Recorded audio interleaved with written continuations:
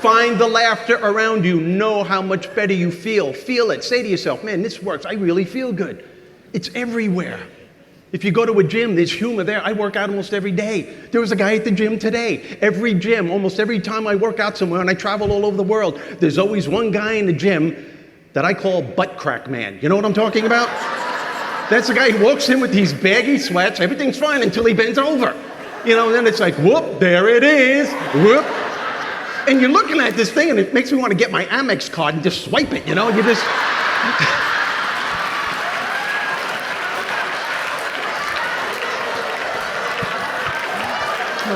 That's funny, it's declined. Give yourselves a big round of applause again. Thanks for the energy. Thanks for the energy. How much better do you feel right now that you're laughing? How much better do you feel that you're laughing? That's my point. That's my point.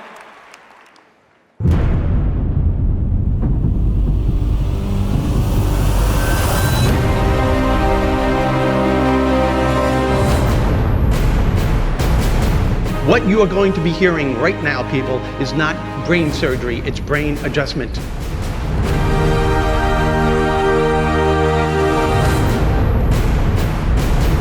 The biggest disease in this country is unhappiness. And the reason why people are unhappy is that they're focusing on what they don't have. They're not appreciating what it is that they do have.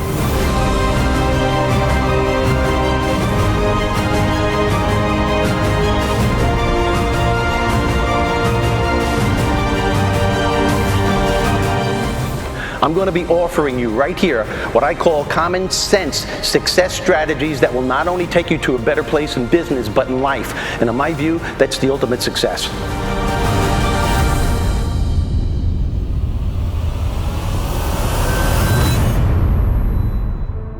I'm going to share what he had to say with my wife and my friends because he is hysterical and he's right.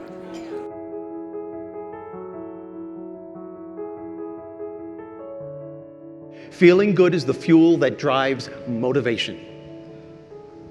Think about it. It's absolutely impossible to stay motivated throughout the day if you're harboring negative emotions or if you have a bad attitude during the process. It is. And the reason why people in business consistently fail over and over again, the reason why you may be having trouble achieving your goals, it's not because of the challenges. It's not because you're not smart enough. It's because somewhere along the way, positive momentum ceases.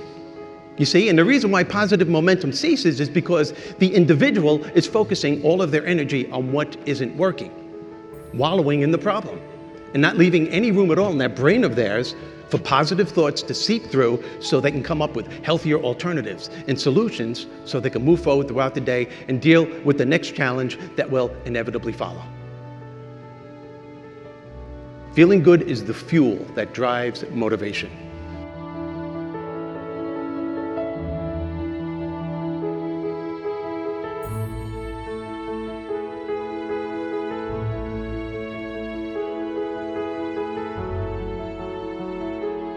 So you tell me, Steve, how is one supposed to feel good when life is bombarding him with this stuff day in and day out?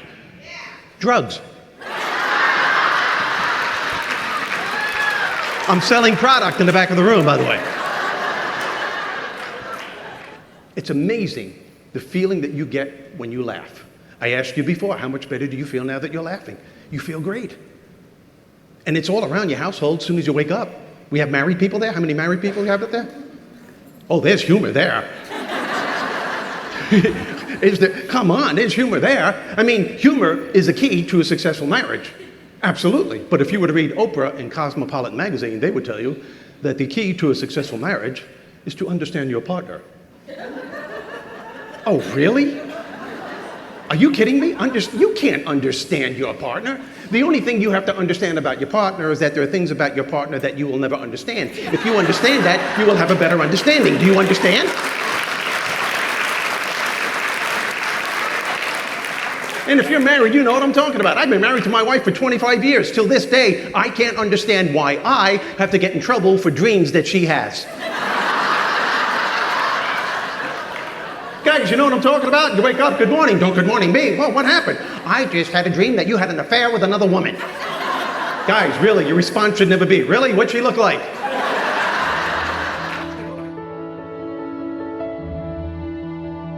think we can all agree that today, too many people, man, start their days off in bad moods or low moods at best. I mean, soon as they open up their eyes, before they even take the covers off, they immediately start focusing on the grueling day they had the day before, all the things that didn't go the way they wanted to go, all the fires that weren't put out.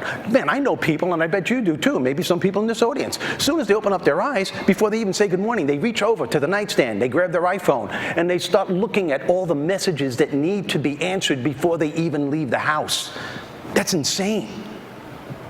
Then they start internalizing all the things that have to be done on the coming day. And they can't understand when they're going to work, their energy level is down here. Think about what you're trying to achieve. Think about the label that you have of being the best. To maintain that, your energy level has to be cranked. First of all, why would you want to start your day focusing on what isn't working? Why would you want to do that? Why do we do this to ourselves? Because it's part of the human condition. We always focus on our lack. We do it all the time. But what I'm asking you to do is to get your shift together. In other words, as soon as you open up your eyes, rather than focusing on what isn't working, focus on what you have. Focus on your assets. Focus on the things that you appreciate, the things that you are grateful for. And I don't care who it is or what it is. Maybe you're thinking of the person lying next to you. Maybe it's your children, a particular event that's coming up. Maybe it's the birds singing outside your window, the dog lying by the side of your bed. We could all find something to be grateful for. Why wouldn't you want to start your day focusing on what you're appreciating? Why do I want you to do this? Because starting your day with an attitude of gratitude simply makes you feel good. Feeling good is the fuel that drives motivation. It's great to have somebody who's not only informative, entertaining, and funny, and smart, all rolled into one. Way to go, Steve. Humor is everywhere. Look at your kids. How many people have kids? Oh my God, you know, we're getting ready to go to work, and we let precious moments go by. And we can't understand why we're all stressed out. These are precious moments. We look at our kids as annoying little people that we have to take care of before we go to work. They're funny people, except for preteens. Preteens, that's a frightening category, man. People have preteens in this audience, you know what I'm talking about? Preteens are scary. I mean, preteens are like homeless people. You tell them what to do, they walk around the house mumbling, I didn't even do nothing, what are you picking on me for? Every time something goes wrong, I gotta get in trouble all the time. This place is worse than living in a prison, for crying out loud. You're probably not my real mother and father anyway, you can't be my mother and father. And you look at them and you say, what are you saying? Nothing.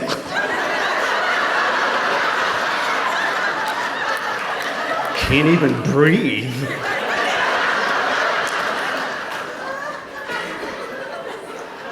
Watch how your kids grow up to be just like you. My son thinks he's a comedian. Not funny. When he was younger, when he was in elementary school, I'm serious, he was making people laugh, but he didn't know when to stop. He always thought he was on stage performing. We had a problem. He was getting in trouble. One time he came home from school. I said, hey, how was school? He said, good crowd, good crowd.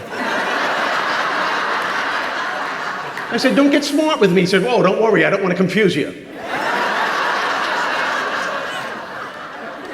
He even does impressions. First day of school, the teacher said, so young man, what's your name? And he went, well, what's it to you, lady?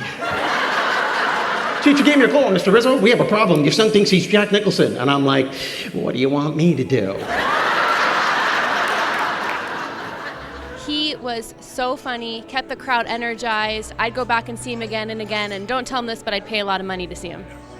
Nothing can help you to enjoy what it is that you do more than a sense of humor. It is the instant mind shift. It helps you to enjoy yourself. And unfortunately, enjoying ourselves is something that most people leave by the wayside today, especially when we're setting out to achieve our goals. You know what it is that you're doing, the pressure that you're on in sales. Are you kidding me? When the ratio of no's outweigh the s's, that's when the stress level can get a little too intense. Self-doubt, overwhelm, fear, anger can become real dangerous mindsets. Without you realizing it, enjoying yourself becomes secondary.